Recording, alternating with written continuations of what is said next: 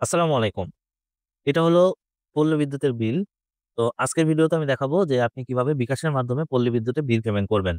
তো বেশি দেরি না করে চলুন শুরু করা যাক। ১ম এ আমাদের ফোন থেকে যেতে হবে বিকাশে। আমি এখন বিকাশে যাচ্ছি।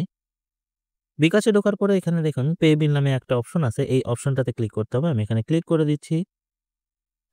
ক্লিক করার পরে দেখুন বিদ্যুৎ নামে একটা অপশন আছে। এই বিদ্যুৎ অপশনটাতে আমি এখন ক্লিক করে দিব। আমি ক্লিক করে দিচ্ছি। তারপরে দেখুন এইখানে ২ নম্বরে অপশনটা আছে সেটা হচ্ছে পল্লী বিদ্যুৎ পোস্টপেইড। এই অপশনটাতে আমাকে ক্লিক করতে হবে। আমি এখন এই অপশনটা ক্লিক করে দিচ্ছি। ক্লিক করার পরে এটা কোন মাস এটা সিলেক্ট করে দিতে হবে। ক্লিক করার পরে এখানে মাস যেটা সেটা সিলেক্ট করে দিতে হবে। আর এইখানে দিতে হবে এসএমএস অ্যাকাউন্ট নাম্বার।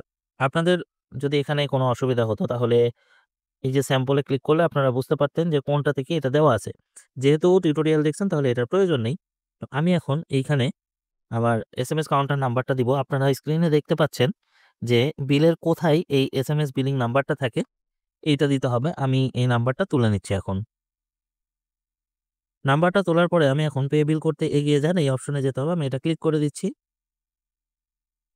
ক্লিক করার পরে দেখেন আমার এখানে সব চলে আসলো কোন মাস, এসএমএস কাউন্টার নাম্বার, কত টাকা বিল, পরিশোধের শেষ সময় এটাও দেওয়া আছে, স্ট্যাটাস দেওয়া আছে, আনপেইড।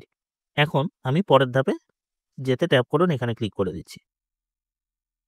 ক্লিক করার পরে এখানে আপনার পিন নাম্বার দিতে হবে। ওই পিন নাম্বারটা দিয়ে কনফার্ম করলেই হয়ে যাবে। তো আমি এখন পিন নাম্বার দিয়ে কনফার্ম করে দিচ্ছি। কনফার্ম করার পরে এইখানে পে বিল করতে ট্যাপ করে ধরে রাখুন। এটা চাপ দিয়ে ধরে রাখতে হবে। তাহলেই হয়ে গেল। আমি এখন পরবর্তীতে ক্লিক করছি। ক্লিক করার পরে দেখুন এখানে একটা অপশন আসছে সেটা হচ্ছে রিসিভ রিসিপ্ট ডাউনলোড করুন। এইটা ক্লিক করতে হবে। আমি এটা ক্লিক করলাম। ক্লিক করার পরে এইখানে দেখুন সম্পূর্ণ চলে আসলো বিলিং ইনফরমেশনটা। যে অর্গানাইজার নেম এবং সব তথ্যগুলো এখানে চলে আসলো। এইটা আপনি এখন ডাউনলোড করে নিতে পারেন। সেভ অ্যাজ ফাইল এই অপশনটা ক্লিক করতে হবে। আমি এটা ক্লিক করলাম। দেখুন পিডিএফ আকারেও করতে পারেন, ইমেজ আকারেও করতে পারেন।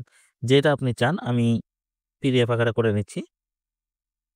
হয়ে গেল পিডিএফ আকারে ডাউনলোড। আশা করি ভিডিওটা আপনাদের ভালো লেগেছে এবং এই ধরনের ইউনিক ভিডিও পেতে আমাদের সঙ্গেই থাকবেন। আসসালামু আলাইকুম।